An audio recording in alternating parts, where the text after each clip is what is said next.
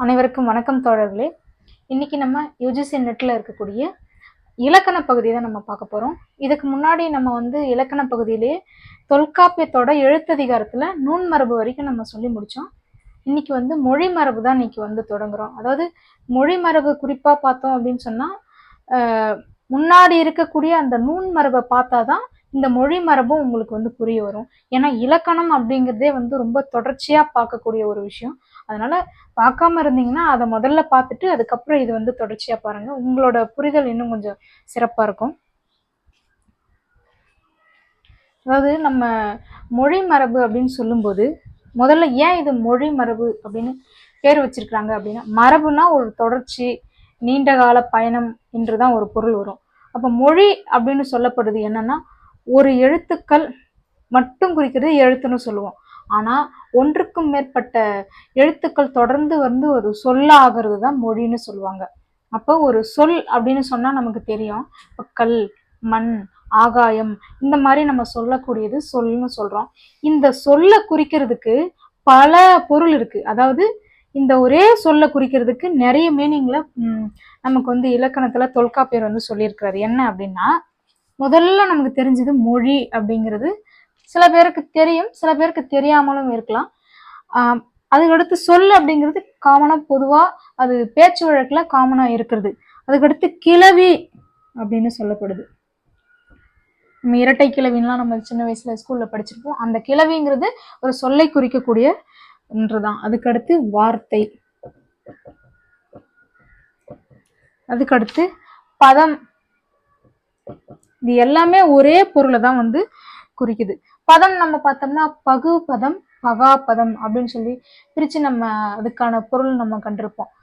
இதெல்லாம் ஒரே சொற்களை குறிக்கக்கூடிய ஒரு வார்த்தை மரபா இருக்குது. அப்போ என்னன்னா, ஒன்றுக்கும் மேற்பட்ட எழுத்துக்கள் ஒரு மொழியாக அமையுது. அந்த மொழியோட மரபு என்ன அப்படிங்கிறதா இந்த மொழி மரபுல இருக்கக்கூடிய நூற்பாக்கள் விளக்குது. அப்ப இந்த மொழி மரபுல பார்த்தோம் அப்படின்னா மொத்தம் ஒரு 49 நூற்பாக்கள் இடம்பெற்றிருக்குதுங்க. இப்போ நீங்க இப்படி கேட்கலாம், நான் உள்ள போய் டீப்பா சொல்றதுக்கு முன்னாடி கேள்வி எப்படி வரும் அப்படின்னா, இந்த நூன் மரபுல எத்தனை நூற்பாக்கள் இடம்பெற்றிருக்குது, மொழி மரபுல எத்தனை இருக்கு, பிறப்பியல்ல எத்தனை இருக்கு, புணரியல்ல எத்தனை நூற்பா இருக்குது, இதை நீங்க ஒரு வரிசைப்படுத்தி வச்சுக்கிட்டு படிச்சீங்கன்னா நல்லா இருக்கும். ஏன்னா இது நிரல்படுத்துக்க என்ற ஒரு கேள்வியின் அடிப்படையில இந்த மாதிரி எல்லாம் கேட்கறாங்க. இயல் இயல் இயல்னு சொல்லிட்டு எத்தனை இயல் பேசக்கூடிய இயல் மரபு தொல்காப்பியர் உள்ள வச்சு பேசியிருக்கிறாரு அப்படின்னு அதை வரிசைப்படுத்துங்கன்னு ஒரு முறை கூட கேள்வி கேட்டிருந்தாங்க. அதனால இந்த மாதிரியான ஒரு போக்குல நீங்க பாக்குறது ரொம்ப சிறந்ததா இருக்கும். அதுக்கடுத்து நம்ம இப்ப சொன்னோம் மொழி மரபுனா என்ன அப்படின்னு சொல்லிட்டு, இதுல பார்த்தோம் அப்படின்னா தனிமொழி குற்றிய லிகரம் தான் முதல்ல பாக்குறோம்.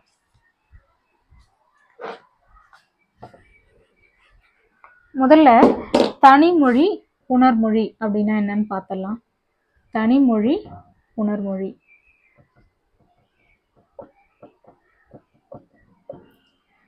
அதாவது தனிமொழி என்று சொல்லுவது ஒரே ஒரு சொல்லை குறிப்பது. புணர்மொழி அப்படின்னு சொன்னா இரண்டு சொல் இருக்கிறது. இப்போ கன்று கூட்டல் குட்டி, சரிங்களா? இங்க இக்கு புணரும்னு சொல்லுவாங்க, சரிங்களா? இரண்டு சொற்கள் வரும்போது, இதாவது நிலைமொழி வருமொழின்னு நம்ம புணர்ச்சி விதியில பார்ப்போம். இருந்தாலும் உங்களுக்கு ஒரு அடிப்படைக்காக சொல்றேன். இந்த ரெண்டு வார்த்தை எங்கெங்கெல்லாம் இருக்குதோ அங்க நடக்கக்கூடிய மாற்றங்களை சொல்றது. இங்க இக்கு அப்படின்ற ஒரு மெய்யெழுத்து தோன்றி இருக்குது. இது தோன்றல் அப்படின்ற ஒரு மரபுல வரும். அந்த மாதிரி புணரியல்ல எந்த மாதிரி மாற்றம் நடக்குது, தனிமொழியில எந்த மாதிரியான மாற்றம் நடக்குது அப்படின்னு சொல்லிட்டு முதல்ல நம்ம பாக்குறோம். அதுல தனிமொழினா என்னன்னு சொல்லிட்டு இப்ப தனிமொழி குற்றிய லிகரம் பார்க்க போறோம். தனிமொழி குற்றிய லிகரம். குற்றிய லிகரம்னா நமக்கு தெரியும். அதாவது இகரம் குறுகுதல் என்று பொருள். அதாவது இகர ஒலி, நான் சொன்ன கரம் காரம் அப்படிங்கிறது ஒரு எழுத்தை குறிக்கிறதுக்காக செய்யுள்ல பயன்படுத்துறது. இந்த இகரம் குறுகி ஒலிக்கும், தன்னுடைய அளவு தன்னுடைய மாத்திரையிலிருந்து குறுகி ஒலிக்கக்கூடிய இடத்தை தான் குற்றிய லிகரம்னு சொல்லுவாங்க. அப்போ தனிமொழி குற்றிய லிகரம் அப்படின்னு சொன்னா ஒரு எழுத்துல தனிமொழியில எந்த மாதிரியான இடங்கள்ல அது குறையுது அப்படிங்கிறதுக்கு அவர் நூற்பாவுல சொல்லியிருக்கிறாரு. என்னன்னா, குற்றிய லிகரம் குற்றிய லிகரம் நிற்றல் வேண்டும்.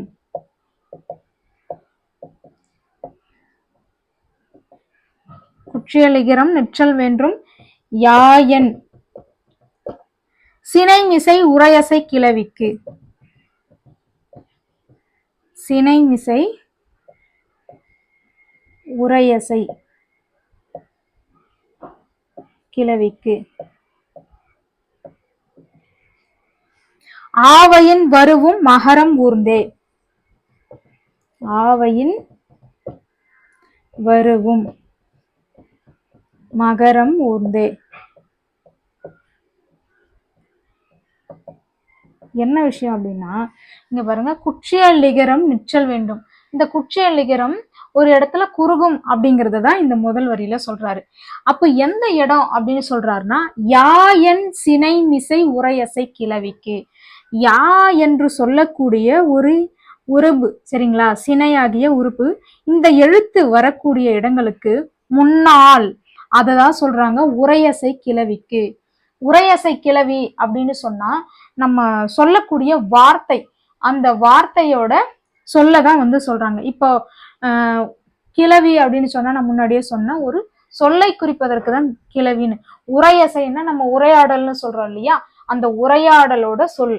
அந்த சொல்லுக்கு முன்பாக யா வந்தால், எப்பயுமே முன் அப்படின்னா இந்த எழுத்துக்களுக்கு அடுத்துன்னு புரிஞ்சுக்கலாம், சரிங்களா. அததான் அவங்க வந்து சொல்லியிருக்காங்க. யாயன் சினைமிசை உரையசை கிளவிக்கு ஆவையின் வருவும் மகரம் ஊர்ந்தே. அந்த இடத்துல மகரம் ஊர்ந்து வந்து குறுகி ஒலிக்கும் அப்படின்னு சொல்றாங்க. இப்ப எடுத்துக்காட்டு நம்ம சொல்ல போறோம். கேன்மியா, சென்மியா, சரிங்களா. இது வந்து இந்த கேன்மியா அப்படிங்கிறது குற்றிய லிகரமா இருக்குது. தனக்குரிய மாத்திரையிலிருந்து இது வந்து குறைஞ்சு ஒழிஞ்சிருக்கு. அதாவது ஒரு மாத்திரை ஒலிக்கக்கூடிய இடத்துல இங்க வந்து அரை மாத்திரையா இருக்குது. இங்க வந்து அரை மாத்திரையா குறுகி ஒழிச்சிருக்குது. அதைத்தான் வந்து சொல்றாங்க மகரம் ஊர்ந்தே. மகரம், மகரம்னா மா என்ற மெய்யெழுத்தை குறிக்குது. இதுக்கு மேல இகரம், இம்மு கூட்டல் இ, இப்படி இகரமாக மாறி இருக்குது இந்த இடத்துல. அதாவது அவங்க என்ன சொல்றாங்கன்னா, அப்ப நீங்க கேட்கலாம், இது எப்படி உரையசை கிளவின்னு, இது நம்ம கேட்காத ஒரு சொல்லா இருக்குது, இந்த மரபு எங்கிருந்து வந்தது அப்படின்னு சொன்னா, இப்ப கிடையாது, தொல்காப்பியரோட காலகட்டங்கள்ல இந்த சொற்கள் வந்து இருந்ததாக இளம்புறனார் நச்சினார்க்கினியரோட உரைகள்ல இருந்து நம்மளால பார்க்க முடியும். இப்போ இந்த சொற்கள் எல்லாமே வழக்கிழந்து விட்டது, அதனால நமக்கு புரியாது. இந்த கேண்மியா அப்படின்னு சொன்னா கேட்பாய் என்று பொருள். செல்மியா அப்படின்னு சொன்னா செல்வாய் என்று பொருள். இன்னைக்கு நம்ம கேப்பையா செல்வாயா அப்படின்னு சொல்லி கேட்கிறோம். இதைத்தான் முன்னாடி பயன்படுத்தின ஒரு மரபு சொற்களா சொல்றாங்க. அப்படி இந்த உரையசை தானே, இப்போ கேளு அப்படின்னு சொல்றது ஒரு உரையசை தானே. அந்த உரையசை கேள் கூட்டல், இது வந்து பிரிக்கும் போது கேள்னு வரும். இந்த புணரியல்ல தான் இன்னா மாறி இருக்குது. இந்த கேளுக்கு முன்னாடி யா இருக்குது, நீங்க பிரிச்சு பாத்தீங்கன்னா தெரியும். அதனாலதான் மகரம் ஊர்ந்து இகரமாக குற்றிய லிகரமாக ஒலிக்கிறது. இது வந்து ஒரே ஒரு சொல்லை குறிக்கிறது. கேண்மியா சென்மியா என்பது தனிமொழி. அதனாலதான் தனிமொழி குற்றிய லிகரத்துல இந்த மாதிரி மாறி இருக்கக்கூடிய ஒரு மரபை வந்து இங்க சொல்றாங்க, சரிங்களா. இந்த ரெண்டும் தான் நீங்க எடுத்துக்காட்டு சொல்ல முடியுமா, வேற ஏதாவது சொல்லலாமா அப்படின்னு கேட்டா, இப்போ நிறைய பேரு சேமியா அப்படின்னு சொல்லலாம். இந்த இடங்கள்லாம் புணராது. ஏன் என்று சொன்னால் இந்த சொற்களில் அப்படியே ஒரு மரபு இல்லை. இது வந்து ஒரு உரையசை கிடையாது, ஒரு பொருளோட பேரு.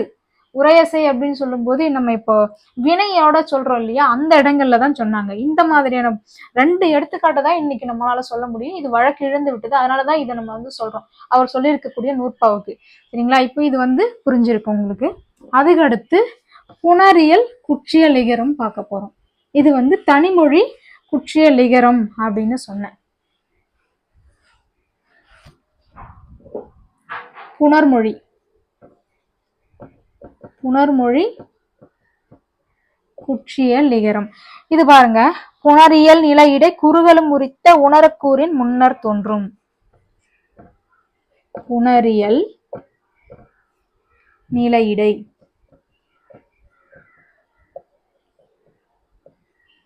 குறுகலும் உரித்தே.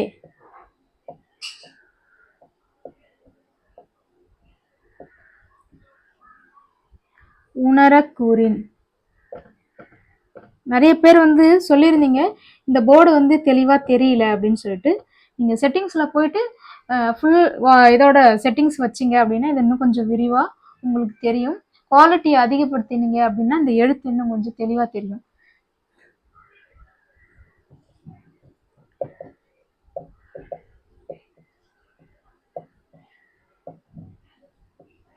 சரிங்க, இப்ப நம்ம பாக்குறோம் புணர்மொழி குற்றியலிகரம். புணர்மொழினா இரண்டு சொற்கள் சேருகின்ற இடங்களில் நடக்கக்கூடிய மாற்றங்களை பற்றி பேசுவதுதான் அதாவது புணரியல் நிலையிடை. புணர்நிலையில எப்படி குறுகுதல்னா தன்னுடைய மாத்திரையிலிருந்து குறைந்து ஒழித்தல், அததான் குறுகுதல்னு சொல்றாரு. சரிங்களா? குறுகலும் உரித்தே உணரக்கூறின் முன்னர் தோன்றும்.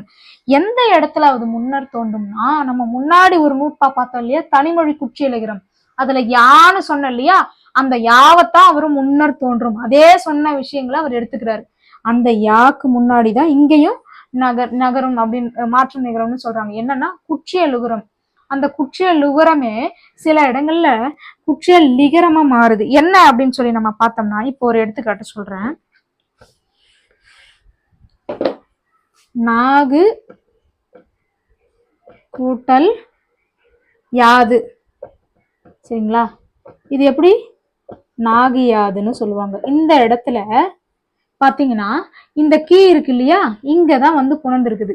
ரெண்டு வார்த்தை இருக்கு, இந்த இடங்கள்ல வந்து மாற்றங்கள் நடக்குது. இப்போ இந்த கூ அப்படின்னு சொன்னோம்னா இக்கு கூட்டல் ஊ அப்படின்னு தான் நம்ம சொல்லுவோம். சரிங்களா? இதத்தான் அப்புறமா தான் என்ன ஆகுது அப்படின்னா கீயா மாறுது. அப்போ இங்க என்னன்னா ஈ வருது, குற்றியல் லிகரமா மாறுது. சரிங்களா? அப்ப இந்த ஊ போயிடும். ஊ போனதுனாலதான் இந்த ஈ இகரம் ஏறி கீயா மாறி இருக்குது அப்படின்னு சொல்றாங்க. சரிங்களா? அப்ப இந்த இடத்துலயும் வந்து தனக்குரிய ஒரு மாத்திரையிலிருந்து அரை மாத்திரையாக குறுகி ஒழிக்கும் அப்படின்னு சொல்றாரு. அததான் சொல்றாங்க புணரியல். அதோட நிலைதான் சொல்றாங்க. அந்த புணரக்கூடிய நிலையில இப்படி எந்த இடங்கள்ல இப்படி எழுத்துக்கள் மாறும் அப்படின்னு சொன்னா, இந்த யா என்ற எழுத்துக்கு முன்பு மட்டும்தான் இப்படி மாறும் அப்படின்னு சொல்றாங்க. எல்லா இடங்கள்லயும் வந்து குற்றியலுகரம் இப்படி குற்றியலுகரமா இருக்கக்கூடிய எழுத்து இப்படி லிகரமா மாறாது. யா என்ற எழுத்துக்கு முன்னாடி சில குற்றியலுகர எழுத்துக்கள் லிகரமா மாறும். அது யா என்ற எழுத்துக்கு முன்பு மட்டும்தான் அப்படின்னு சொல்லியிருக்கிறாங்க. இதை நீங்க தெளிவா புரிஞ்சுக்கிட்டா நல்லது. ஏன்னா ஒரு முறைக்கு கூட 2 முறை நம்ம இதெல்லாம் கேட்டு தெரிஞ்சுக்கிறது தான் ரொம்ப நல்லது. இலக்கணம் வந்து தெளிவா இருக்கணும். நான் முதல்லயே சொல்லியாச்சு. இதுதான் குற்றியலிகர புணரியல் நிலையை வந்து பேசிட்டோம். இப்ப குற்றியலிகரம் வந்து தனிமொழி குற்றியலிகரம், புணர்மொழி குற்றியலிகரம் பார்த்துட்டோம். அதுக்கடுத்து தனிமொழி குற்றியலுகரம் பார்க்க போறோம். தனிமொழி குற்றியலுகரம் எப்படி அப்படின்னு சொல்லி பார்த்தோம் அப்படின்னா, நெட்டெழுத்து இம்பரும் தொடர்மொழி ஈற்றும் குற்றியலுகரம் வல்லாறு ஊர்ந்தே. இங்க பாருங்க, நெட்டெழுத்து இம்பரும் தொடர்மொழி ஈற்றும்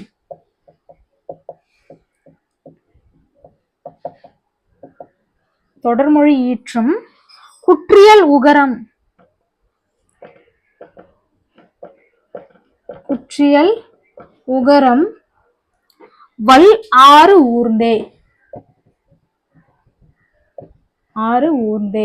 அப்படின்னு சொல்லியிருக்காங்க. இதுக்கு என்ன பொருள் அப்படின்னு சொன்னா, நெட்டெழுத்து இம்பர் அப்படின்னு சொன்னா நெடில் எழுத்து இருக்கு இல்லையா, ஆ நம்ம முன்னாடி சொன்னோம், ஆ இ உ ஏ ஐ ஓ ஔ இதெல்லாம் சொன்னோம் இல்லைங்களா, இந்த 7 எழுத்து.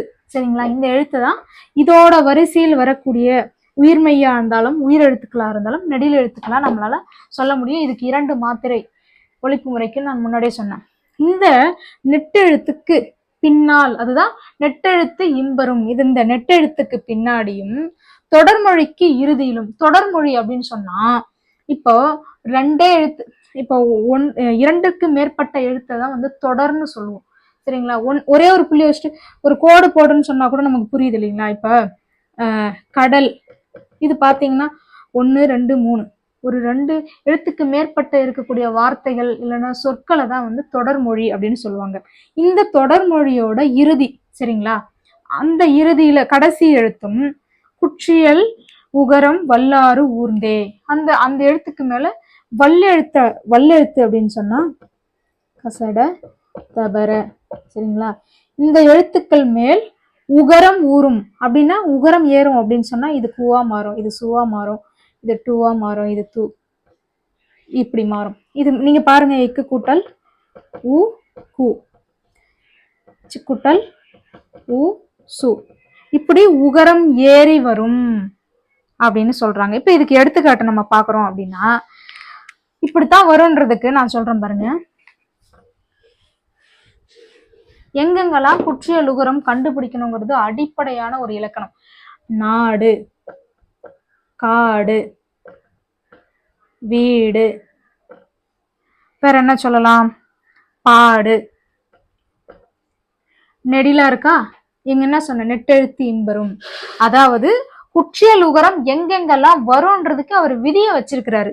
இது வந்து நெடில் எழுத்து. இந்த நெடில் எழுத்துக்கு அடுத்து வரக்கூடிய டூ, இந்த டூல வந்து உகரம் ஏறி இருக்குது. நீங்க இட்டு கூட்டல் உ டூ இப்படி நீங்க போட்டீங்கன்னா தெரியும். இந்த வந்து இதுல வந்து உகரம் ஏறி இருக்குது.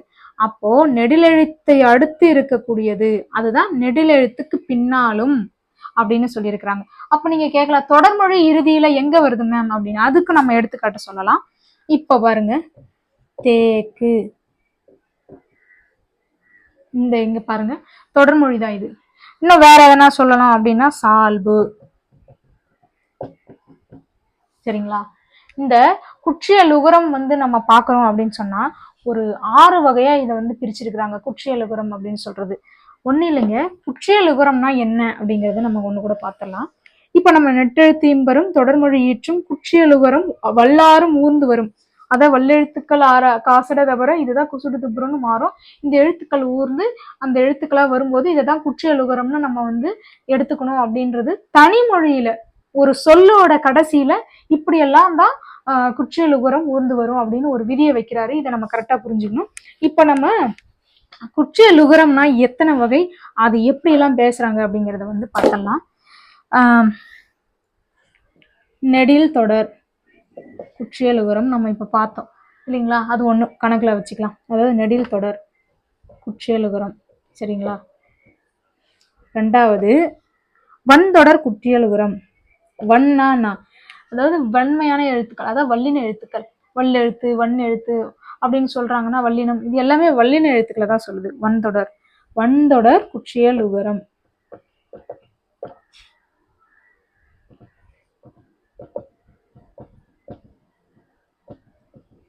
இது எப்படி சொல்லலாம் அப்படின்னு சொன்னா, இந்த இதுக்கு முன்னாடி இத பாரு, இங்க பாருங்க, தேக்கு, சரிங்களா.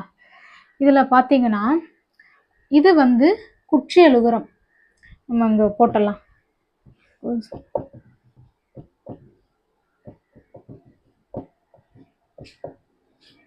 இந்த 6 மட்டும் தாங்க குற்றியல் உகரம். இதுல எந்த மாற்றமும் இருக்குல்ல. ஆனா இது எப்படி வன் தொடர், மென் தொடர், இடைத்தொடர், உயிர் தொடர் அப்படின்னு பிரிக்கிறாங்க அப்படின்னா, இந்த குற்றியல் உகரத்துக்கு முன்னாடி என்ன எழுத்து இருக்குது, எந்த மெய்யெழுத்து இருக்குது, வல்லினத்தோட மெய்யெழுத்து இருக்குது. அதனாலதான் இது வன் தொடர் குற்றியல் உகரம் அப்படின்னு சொல்லப்படுது, சரிங்களா. அதுக்கடுத்து இப்போ நம்ம நெக்ஸ்ட் பார்க்கலாம், மென் தொடர் குற்றியல் உகரம்.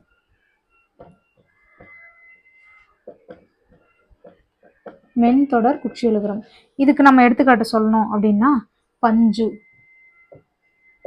இங்க பாருங்க, மெல்லின எழுத்துக்கள்னா ஞ, ஞ, ந, ந, ம, ந. இந்த எழுத்து இங்க வந்திருக்குது, சரிங்களா. இந்த கடைசி எழுத்து எப்பவுமே நான் சொன்ன குற்றியல் உகரம் குசுடுதுபுரு மட்டும்தான் வரும். இந்த எழுத்துக்கு முன்னாடி எந்த எழுத்து இருக்குதோ அதை வச்சுதான் வன் தொடர், மென் தொடர், இடைத்தொடர்னு சொல்லுவாங்க. இங்க வந்து சப்போஸ் இடைத்தொடர் வரும், இது வந்து மென் தொடரா. இப்ப இடைத்தொடருக்கு நான் வந்து சொல்றேன், சால்பு,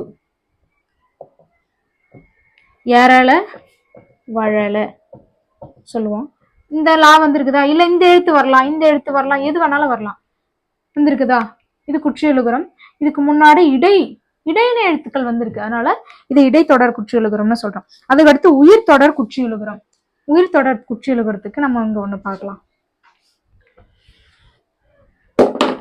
வரகு இப்படி நம்ம சொல்றோம். இது பாத்தீங்கன்னா உயிர்மை எழுத்து இது, அதனாலதான் உயிர் தொடர் குற்றியலுகரம்னு சொல்றோம். எப்படி அப்படின்னா இரு கூட்டல் ஆ, இது உயிர் எழுத்து தானே, உயிரை அடுத்து தானே இந்த குற்றியலுகரம் வந்திருக்குது, அதனாலதான் இது உயிர் தொடர் குற்றியலுகரம் அப்படின்னு சொல்றாங்க. அதுக்கடுத்து ஆயுத தொடர் குற்றியலுகரம். எஃகு, இது ஆயுதமா, இந்த குற்றியலுகரத்திற்கு முன்னால், சரிங்களா, இந்த குற்றியலுகரத்துக்கு முன்னால எப்படி இருக்கு, இந்த ஆயுதம் வந்திருக்கு, அதனால இது ஆயுத தொடர் குற்றியலுகரம். அப்ப எத்தனை வகையா இருக்குது, நெடிலை அடுத்து வரக்கூடியது நெடில் தொடர் குற்றியலுகரம், வன் தொடர் குற்றியலுகரம், மென் தொடர் குற்றியலுகரம், இடைத்தொடர் குற்றியலுகரம், உயிர் தொடர் குற்றியலுகரம், ஆயுத தொடர் குற்றியலுகரம் இப்படி இருக்குது அப்படிங்கிறத இன்னைக்கு வந்து நம்ம பார்த்துருக்குறோம். அதுக்கடுத்து புணர்மொழி குற்றியலுகரம் வந்து பார்க்கலாம். இப்ப நம்ம வந்து இது தனி மொழியில இப்படிலாம் இருக்கு அப்படிங்கிறத நம்ம பார்த்தோம். தனி மொழியில வந்து நெடிலை அடுத்தும் தொடர்மொழியோட இறுதியில மட்டும்தான் வரும்னு சொல்றாங்க. ஆனா புணர்மொழியில பார்க்கலாம். இடைவெளின் குறுகும் இடனுமார் உண்டே, இடையில குறுகும்னு சொல்றாங்க, சரிங்களா. நான் முன்னாடி சொன்னது வந்து ஒரு தனி சொல்லோட இறுதியில தான் குறுகும் அப்படின்னு சொன்னேன். ஆனா இது வந்து இடையில குறுகும். இடையில எப்படி குறுக்கும், இடைப்படின், இங்க பாருங்க,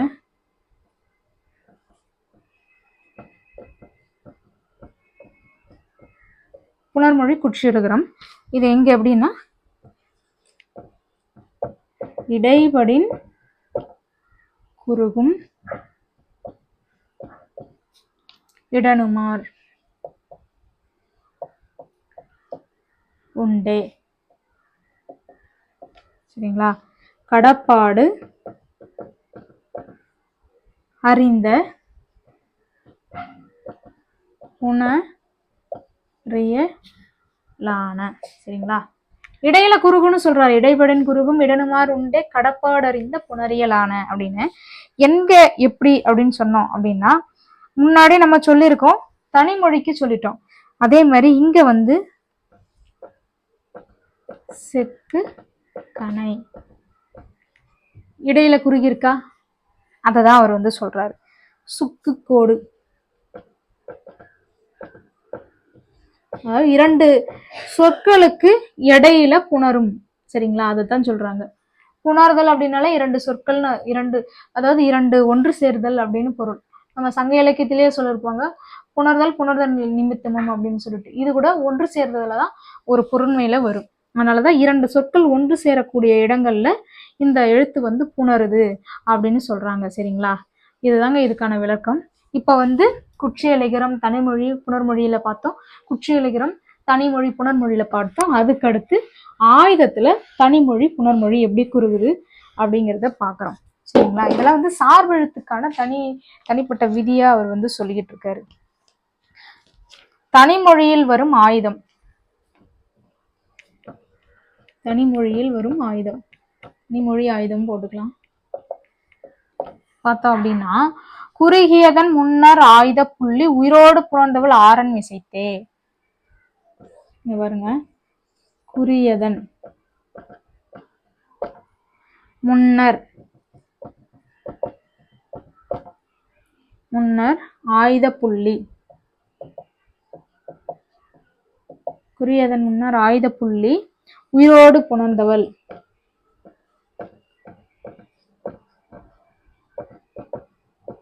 உயிரோடு புணர்ந்தவள் ஆரன் மிசைத்தே.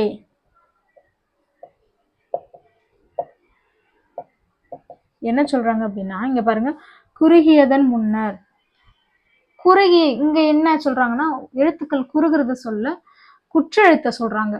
அ இ உ ஏ என்று சொல்லக்கூடிய 5 எழுத்துக்களை குற்றெழுத்துக்களை சொல்றாரு. அந்த 5 குற்றெழுத்துக்களுக்கு அடுத்து வரும், அதான் சொல்றாங்க குறுகியதன் முன்னர் ஆயுத புள்ளி உயிரோடு புணர்ந்தவள் அப்படின்னு சொன்னா வல்லெழுத்துக்கள் சொல்றாரு. வல் ஆரன் மிசைத்தே, அதாவது உயிர்மை எழுத்தா வரக்கூடிய குற்றியலுகரம் இருக்கு இல்லையா, அந்த குற்றியலுகர், ஏதாவது இங்க பாருங்க ஒண்ணும் இல்ல, எஃகு கக்ஸு, அதுக்கடுத்து கக்டு, இது என்னது? குறுகியதன் முன்னர். இது குறில் எழுத்து.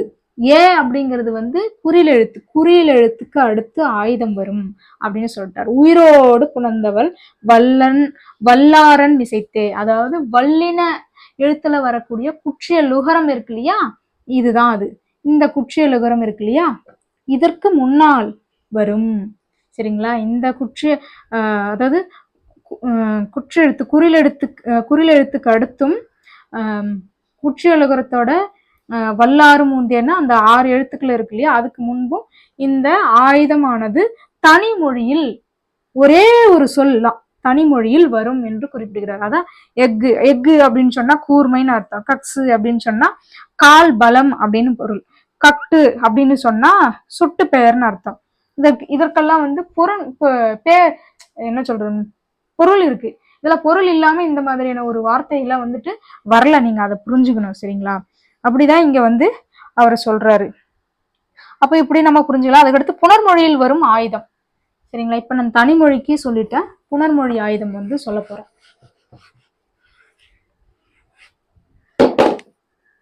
புணர்மொழி ஆயுதம் எப்படி அப்படின்னு சொன்னா, ஈரியல் மருங்கினும் இசைமை தோன்றும் அப்படின்னு சொல்றாரு. ஈரியல் மருங்கினும் இசைமை தோன்றும்.